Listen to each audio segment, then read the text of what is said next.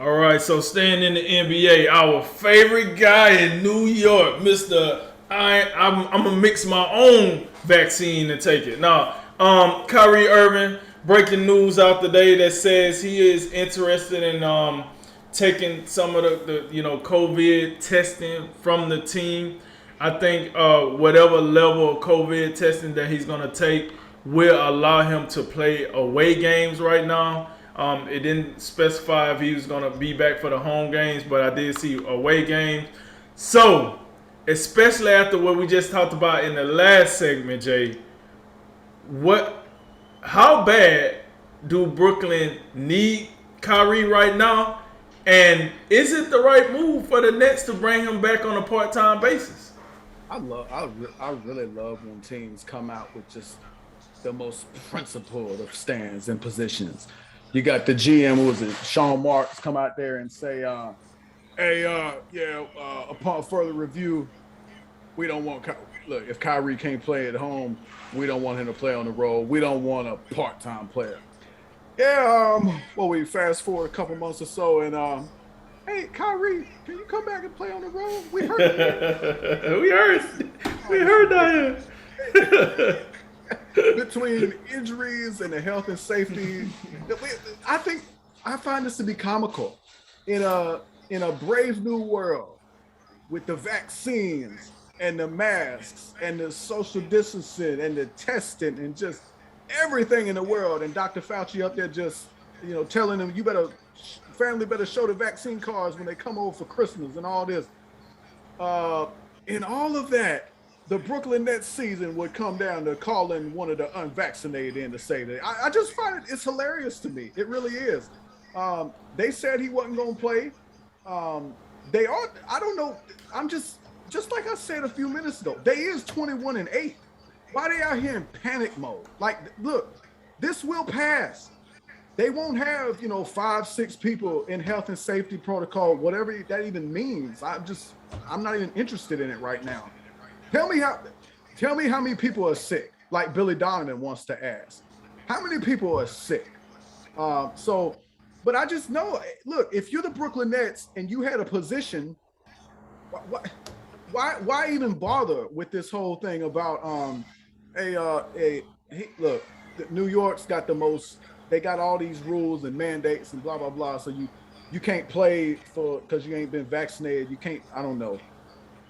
I would have traded him then. If he ain't gonna play, get him out of here. You could have got something. You don't mean to tell me like, hey, Orlando, you want Kyrie? You can sell some tickets down there and you a free state. Let's get him on down there. Do something. And now they come. Oh man, we struggling. Well, we got Kyrie. Kyrie, can you come back and play on the road, man? I know we said we didn't want to do that, but we can help us out a little bit. So Rick, they 21-8. They're gonna be fine. I don't think they need to do this. And the other thing is, like, how motivated does Kyrie want to play at this point? Like, I haven't heard a word from him, and I'm just wondering, like, how motivated is he going to be? Is he going to be motivated to be a part-time dude and just not perform for his home fans at all? Like, I don't love this. It is going to be, I guess, good to like see him back at some point. If they make this happen, but I don't know why. Like, I wouldn't even like. I don't know why they come out here with these like all these. It seemed to be like these principled stands. If they weren't gonna worry about, what else I was just thinking about. Just what I'd like to know, and shame on me for not knowing the answer to this. But I'd like to see what happened. Like, what if he just went out there and played in New York? What are they gonna do? What are they gonna do? Find somebody? They're gonna find the billionaire owner? I'd like to know. Like, and that just goes back to my whole position about some of this nonsense with just COVID this, COVID everything for years and years and years. It's 2023 and they released the Zulu variant and we still here and people are wearing 3 masks at a time. Just never ending.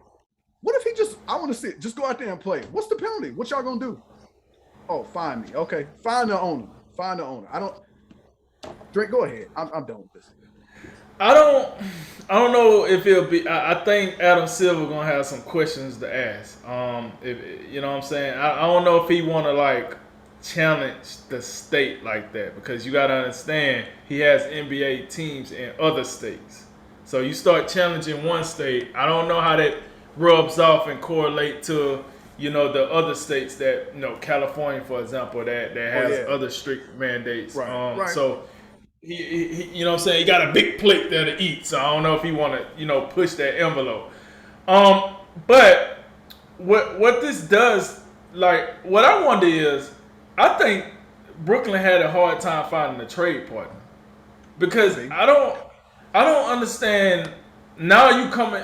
I really don't like that the Brooklyn Nets are starting to backtrack on what they initially said. I really like they stance. Listen, we don't want a part-time player. Either you're in or you out. If you're out, then you out. Cool, whatever. You out, we won't pay you. Go do whatever you're gonna do. And if we find. And just to cut in real quick, Kyrie, apparently they have no problem with that. Right.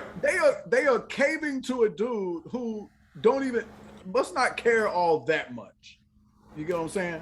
Yeah, I mean, no, it ain't like he advocating on his social media or right. His agent out here making. I miss playing basketball, y'all.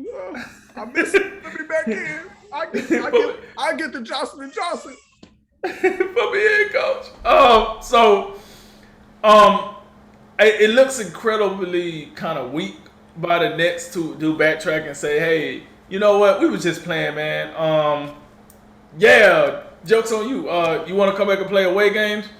But like I said, I do think that at some point, I feel like maybe they had a hard time finding a trade partner, and they said, listen, we're not paying him. I got it. But if we just going to keep him here, and he's a talent, and we got Kevin Durant out here doing shoulder workouts every game because he got to carry the team with no James Harden, would it be the worst thing in the world to let him play away games? Would it be terrible to let him play since no? And the problem is, just like in any sport, when the player diminishes his own value, it's very hard for the organization to get any value for that player. Kyrie has took a dump on his value. Let's just call it what it is. He done took an old national fashion boop over his value by the way he's been acting, the way he's been like putting it. So I just feel like most teams, like even in Florida and Texas, like think about the teams in Florida and Texas. Houston ain't bringing them in to mess up their young core. Like nah, we good on that. Pop ain't dealing with them in San Antonio. You can go on and get that up. Pop ain't dealing with that bull crap in San Antonio. He did want him when he first left Cleveland, and he was like, "Oh, okay, yeah, we can make something happen." But since all this shenanigans, Pop is over that. And then Dallas, they got Luka. They don't really need, Kyrie. So, I think the three teams in Texas was out on it.